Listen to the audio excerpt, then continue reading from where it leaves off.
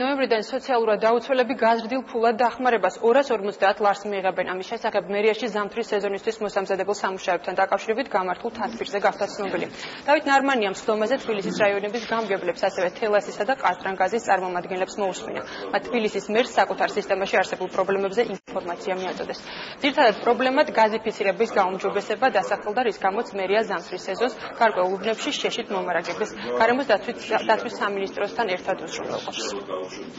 კომუნალური ვაუჩერი დღეიდან, ანუ 1 ნოემბრიდან გაიცემა თითოეულ ოჯახზე, თითოეულ სოციალურად დაუცველ ოჯახზე 250 ლარის მოცულობით.